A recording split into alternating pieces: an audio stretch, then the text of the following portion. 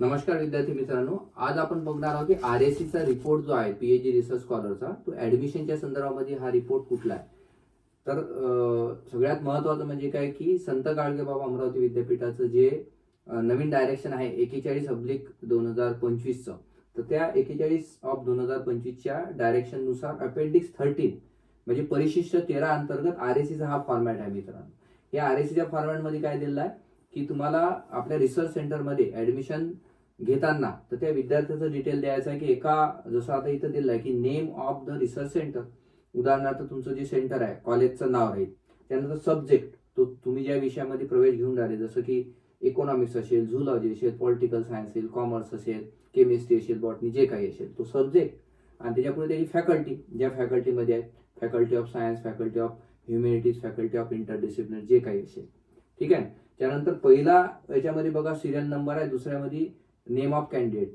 म्हणजे आता उदाहरणार्थ बॉटनी विषय आहे, तर या बॉटनी विषयामध्ये किती ऍडमिशन घेतलेल्या त्या विद्यार्थ्याची यादी, इकॉनॉमिक्स असेल इकॉनॉमिक्स, म्हणजे हा फॉर्मॅट एका म्हणजे एका विषयाचा स्पेशल राहील, एका विषयाचा वेगळा राहील हा. त्याच्यानंतर दिलेला आहे की कॅटेगरी, त्या विद्यार्थ्याची कोणती कॅटेगरी आहे, म्हणजे कास्ट कॅटेगरी.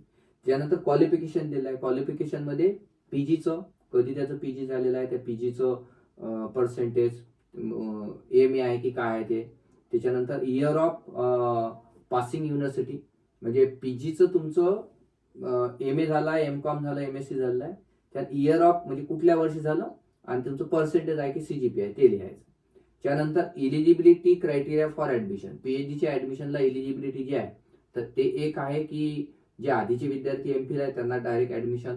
त्यानंतर जे विद्यार्थी नेट सेट आहेत, काही पेट आहेत, काही गेट आहेत, तर जे काही असेल तर ते इथं एलिजिबिलिटी म्हणून त्यांनी दिलेलं आहे. याच्यामध्ये MPhil असेल तर MPhilचं लिहायचं पर्सेंटेज, त्यानंतर इयर ऑफ पासिंग त्याचं, जर पेट असेल, नेट सेट असेल, गेट असेल तर त्याचं ते लिहायचं आहे कुठलं आहे तुमचं, पेट आहे तर पेट. त्यानंतर अवॉर्डिंग एजन्सी युनिव्हर्सिटी, नेट असेल तर UGC, सेट असेल तर पुणे युनिव्हर्सिटी UGC, कुठल्या वर्षी झालं आहे. त्याच्यानंतर एम्प्लॉईड आहे काय की नाही, म्हणजे नोकरीवर आहे की नोकरीवर नाही आहे, ते सुद्धा दिलं आहे की एखादा विद्यार्थी नोकरीवर असेल तर नोकरीवर एम्प्लॉईड लिहिला जाईल, नाही तर नॉन एम्प्लॉईड. त्यानंतर remarks and the name of the allotted supervisor. आता त्या विद्यार्थ्याला कुठले सुपरवायझर अलोकेशन केलं आहे त्यांचं नाव राहील इथं. ठीक आहे. म्हणजे ऍडमिटेड आणि त्या सुपरवायझरचं नाव, असं प्रत्येक विद्यार्थ्याचं, म्हणजे एका विभागामध्ये जेवढे ऍडमिशन ते सगळे ऍडमिशन एकाच याच्यावर करून हा जो RSCचा फॉर्मॅट आहे, हा RSCचा फॉर्मॅट विद्यापीठाला ऍडमिशनच्या अर्जासोबत पाठवायचा आहे. हे सगळ्यात महत्वाचं.